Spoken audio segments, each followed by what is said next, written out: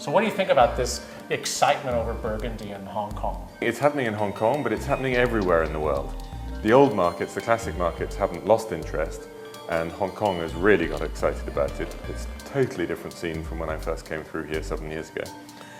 And many other, mainland China, Indonesia, it doesn't matter. Everybody wants to know about Burgundy, and they're not making any more land in Burgundy. There's nowhere else they can plant more grapes. And we're beginning to get to a position in which it's almost being too successful, and there's going to be a little bit of a crisis of allocation and perhaps the price as well. What's important for us is to be able to broaden the base, because there's a tendency for people to think that it's either a cult name or it's nothing at all. And in fact, there is loads and loads of good wine, which is short of the cult status, but really, really good.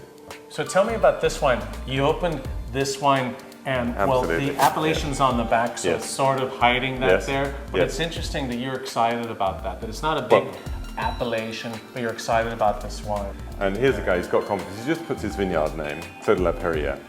And this was a famous vineyard in medieval times. It was one of those that was created, and the building that goes alongside, created by the monks of Cîteaux.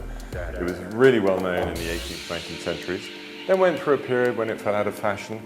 Partly the wines weren't being made terribly well, and partly because with Appalachian it wasn't in a famous village.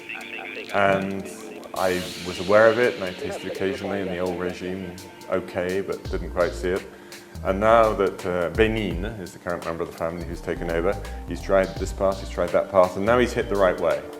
And it's one of those things as a wine merchant, it isn't just about recognizing what's good, but it's about being able to get in at the right moment.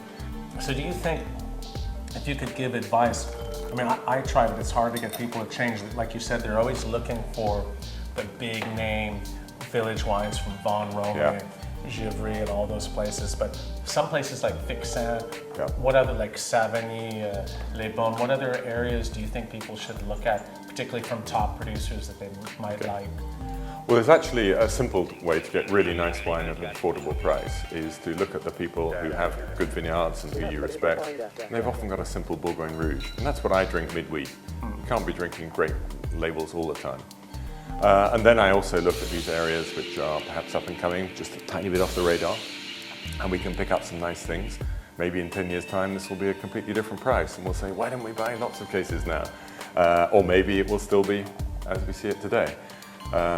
If I think back to the price that we used to pay for our Chambertins and Musigny's, and why didn't I buy lots of cases then? I should have done. So Burgundy is exploding in interest. And what's great about the region is that they still care desperately about making really good wine and want to make better wine. They're still more motivated by that than they are about the marketplace and whether people are paying a lot of money for their bottles. And that to me is a sign that they're going to stay on the right road for a little time yet. What are the French vignerons or growers saying about Asia? I mean, they know that Asians are paying top dollar for top wines. And they're torn by it. They're excited and they're flattered, but they don't want to see their wines just becoming commodities. They want people to appreciate it. And that's actually a lot of what I do when they come here.